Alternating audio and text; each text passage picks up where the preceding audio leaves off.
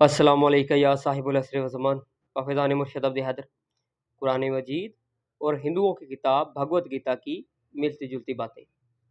इस तरफ कुरान मजीद और उसकी आयत हैं, इस तरफ भगवत गीता और उसका बाब और श्लोक। बाब कहते हैं जिस तरह सूरतें होती हैं, श्लोक कहते हैं आयत को। तो आओ मुवाज़ना करते हैं। कुरान मजीद तकरीबन 1400 साल से शुरू है और जो भगवत गीता है ये तकरीबन 2300 से तकरीबन 5000 साल पहले से है, यानी कि ये इसकी तारीख है। मोहम्मद सल्लल्लाहु अलैहि वसल्लम पर नाजिल हुआ कुरान पाक।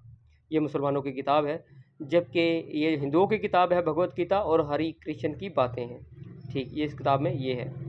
चलो, ये जो आपस में इनकी मिलती जुलती बातें हैं, वैसे तो काफ़ी थी और भी बहुत सारी थी, लेकिन मैंने चंद जो है ना चंद वो पेश की हैं।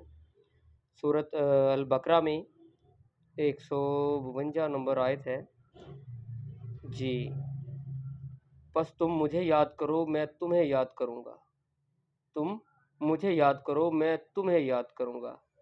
इधर है भगवत गीता में है तुम हर वक्त मेरा ही ध्यान करो, बाब नंबर 8 और श्लोक नंबर 7। श्लोक कहते हैं आयत को। दुनिया की ज़िंदगी धोखे के समान के सिवा कुछ नहीं। जी।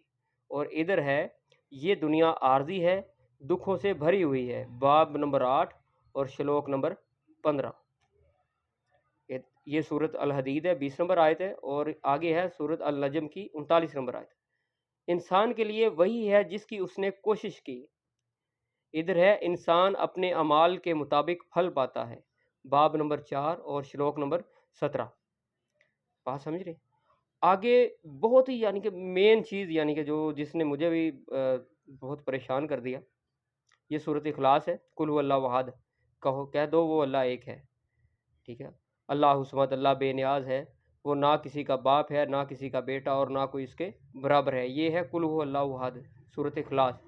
और भगवत गीता में क्या है, वो ना पैदा होता है ना मरता है, ना ही पैदा होता है ना ही मरता है, बाब नंबर 2 श्लोक नंबर 20। वो हमेशा से है और हमेशा रहेगा।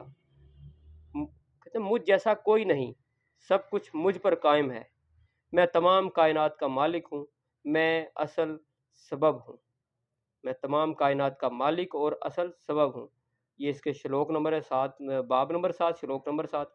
और ये भी अच्छा, आपको वैसे परेशानी नहीं हो रही है बात सुन के? मुझे तो बड़ी परेशानी हुई देख के कि अभी तो चंद चीज़ें हैं जो मैंने पेश की हैं, बहुत सारी चीज़ें हैं आपस में सेम हैं। और ये तो कुल हु अल्लाहु अहद का तर्जुमा हो गया, ना वो पैदा होता है। और एक जगह तो मैंने और भी पढ़ा था कि ना उसका कोई बेटा है, ना वो किसी का बाप है, ना वो उसका कोई बेटा है, ओए हो, ना वो किसी का बेटा है। कैसी, अगर मैं आपको ना बताता कि ये भगवत गीता है, हिंदुओं की किताब है, तो अपने ईमान से बताएं, क्या आपको पता चल जाना था ये मैंने बात कहाँ से कर रहा हूँ? मैंने ये आप तो ये तो समझ रहे कि मैं कुरान पाक से हवाला दे रहा हूँ। क्या अगर मैं ना बताता आपको कि ये हिंदुओं की किताब है, तो क्या आपको पता लग जाना था कि ये मैं कहाँ से बयान कर रहा हूँ? यकीन करें, नहीं लगना था पता। वैसे आपको नहीं लगता कि कितनी मिलती जुलती बातें हैं?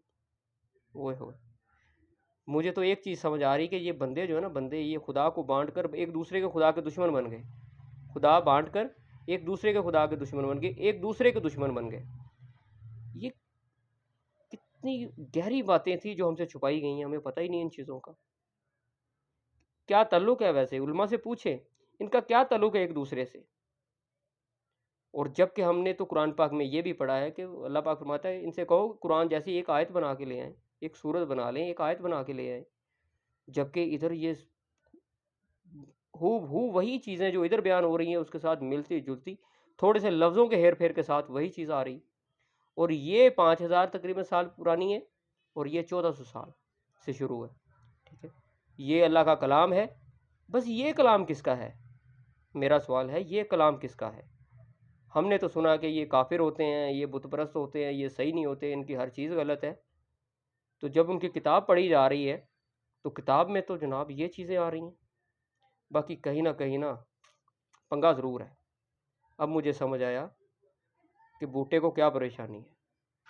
बाकी हुब्बे अली रहमतुल्लाह, बुग़्ज़े अली लानतुल्लाह बेशुमार।